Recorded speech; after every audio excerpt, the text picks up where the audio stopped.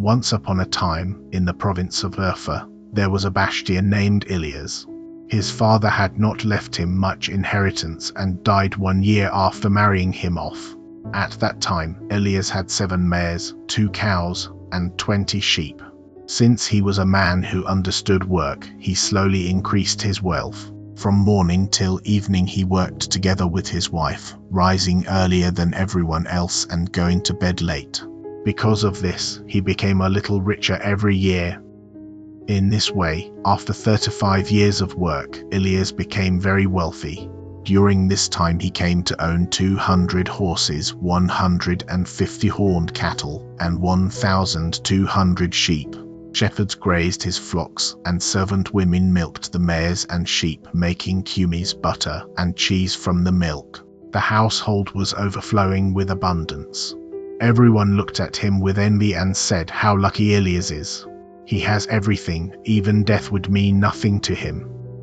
Ilias was acquainted with many important men.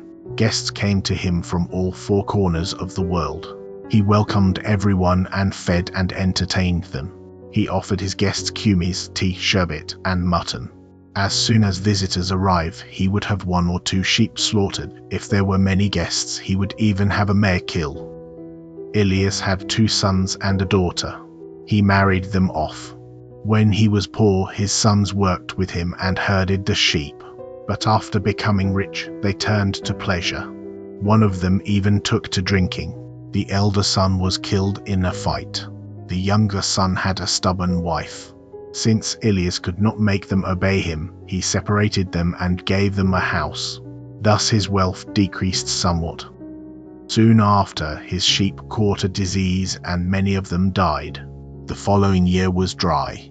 No grass grew and there was famine. During the winter many more animals died. The Kyrgyz stole a large part of his crops. In this way Ilias's wealth decreased more and more. His affairs went from bad to worse.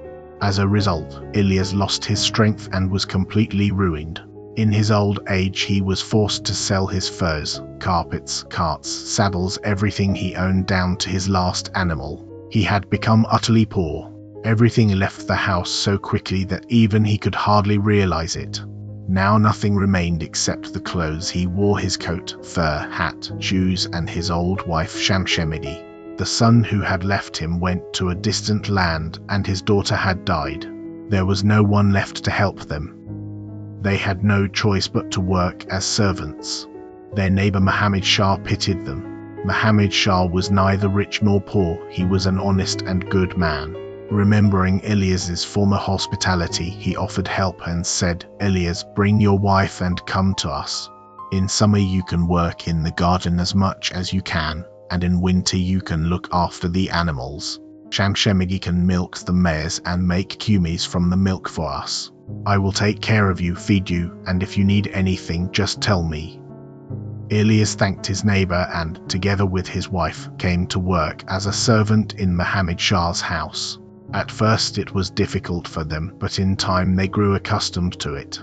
They worked as hard as they could. Muhammad Shah had done well to take them in, for they were experienced people who knew the fine points of work and did not act lazily. One day some relatives came from far away to visit Muhammad Shah, and the village Hodja also came. Muhammad Shah told Ilias to catch and slaughter a sheep. Ilias skinned and cooked it and brought it to the guests. They ate, drank tea, and then began drinking kumis. As the guests and the host sat on soft cushions and carpets talking and drinking from bowls, Ilias passed in front of the door. Muhammad Shah pointed to him and said, "Do you see that old man passing by? He used to be the richest man in this region. His name is Ilias. Now he has nothing and works for me." The guests were surprised. "Happiness is like a wheel," one said. "As it turns, it raises some up and lowers others. The old man must suffer greatly." "I do not know," said Muhammad Shah. "He seems calm and does his work quietly." A guest asked, "May we speak with him? Let him tell us about his life." Muhammad Shah called out, "Ilias, come here. Bring your wife and drink kumis with us." Elias and his wife entered, greeted everyone, and sat by the door. His wife sat behind the curtain with the hostess. They gave Elias a bowl of kumis. After drinking a little, he set it down. A guest asked him, "Well, grandfather, when you look at us, do you miss your old life? Are you unhappy now? You were happy before. Now you are in hardship." Elias smiled and replied, "If I told you what happiness and hardship truly are, you would be amazed. Ask my wife. She is a woman. What is in her heart is on her tongue. She will tell you the whole truth." The guest turned to the curtain. "Grandmother, what do you say about your former happiness and your present hardship?" From behind the curtain, Shanshanegi answered, "For 50 years my husband and I searched for happiness, but we did not find it. For the last 2 years we have been servants. We have nothing in our hands. Yet it turns out that this is real happiness. Now we desire nothing." The guests were astonished. She continued, "When we were rich, we did not know a single hour of peace.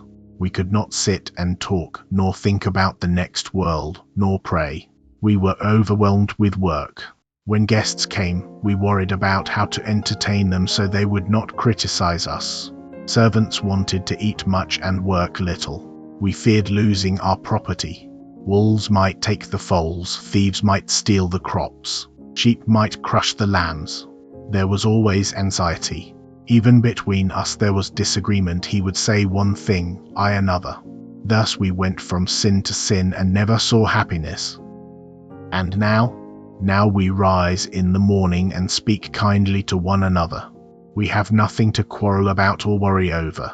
Our only duty is to serve our master. We work willingly so that he does not suffer loss. When we return from work, our food is ready. There is food, kumis, coats, and fur. We have plenty of time to talk, to think of the next world, to pray. For 50 years we searched for happiness, but only now have we found it." The guests laughed at first, but Elias said, "Do not laugh, brothers. These are not idle words. This is human life. We were foolish before. We wept because we lost our wealth. Now God has shown us the truth. We tell you this not for amusement but for your own good." Then the Hodja spoke and said, "These words are true. Elias speaks the truth. There is even a place for this in the Quran." At this, the guests stopped laughing and fell into deep thought.